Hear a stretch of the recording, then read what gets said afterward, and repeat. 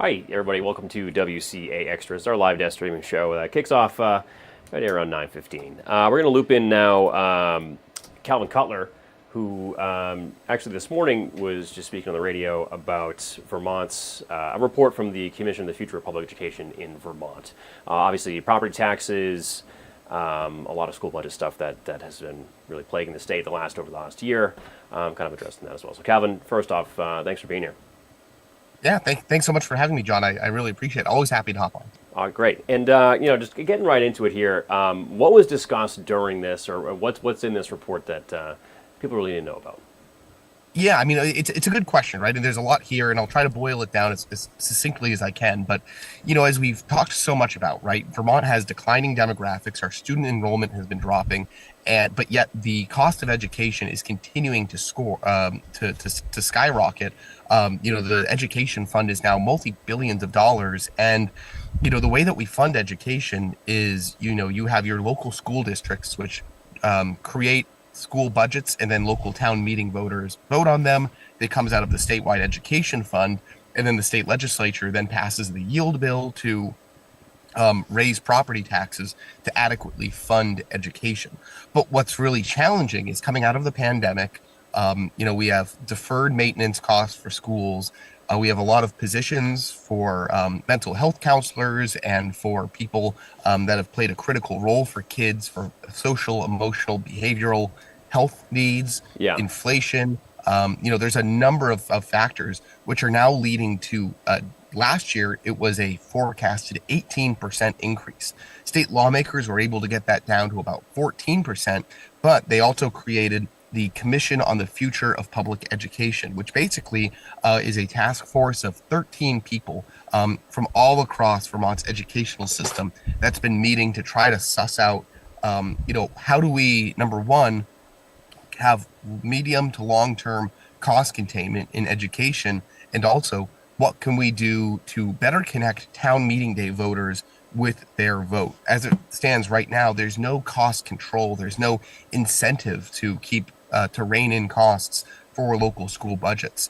So the commission this week put out their preliminary report that they've been meeting for the last 6 months, and there is a long list of ideas, potential ideas that school districts, that the legislature, that others can call upon to try to save money.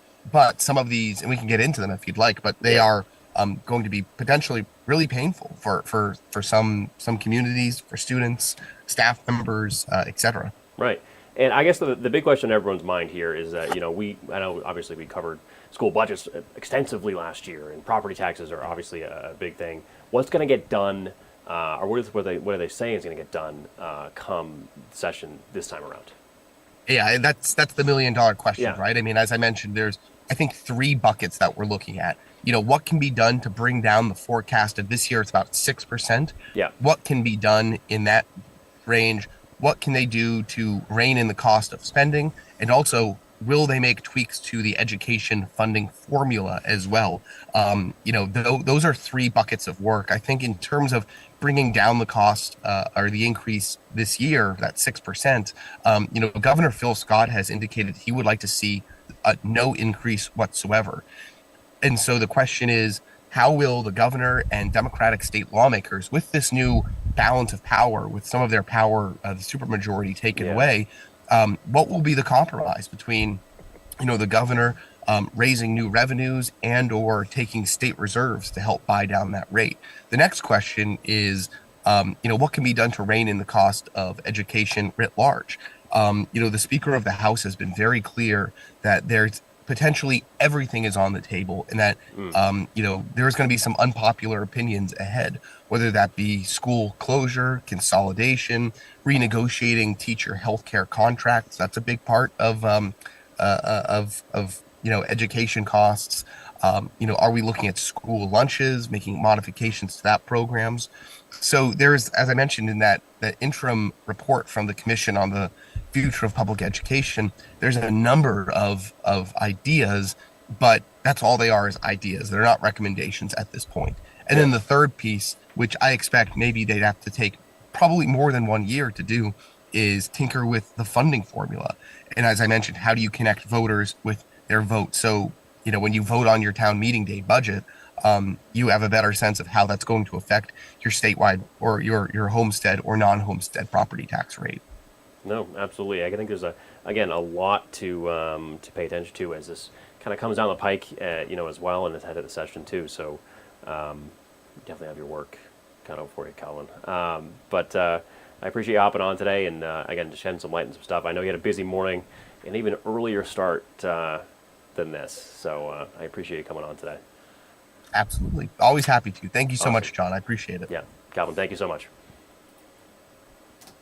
Again, that was our Calvin Cutler there, just talking about a recent report from the commission on the future of public education. There, again, just property taxes on a lot of people's minds, school budgets, etc. Stuff that we have covered quite a bit of for the past little bit. I think that in mind, we were going to bring in meteorologist Peter Kavakauskas to give you a look at the radar.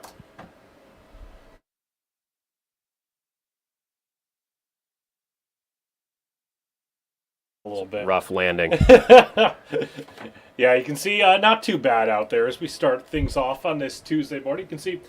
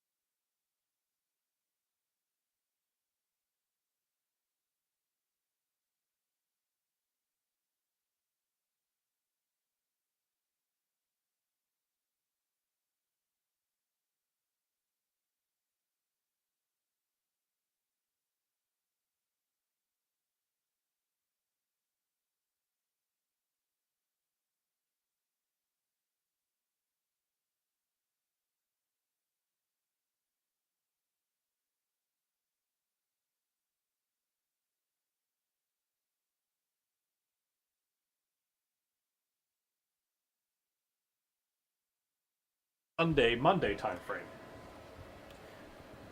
Peter, thank you. I course, we got some close quarters here today. So I think it does for us here on WCA Extra. Of course, you can stay up to date on all your news and weather on WCAX.com, and tune into all of our evening shows and check them out too. But that in mind, I think we're getting out of here. We'll see you in a couple hours at noon.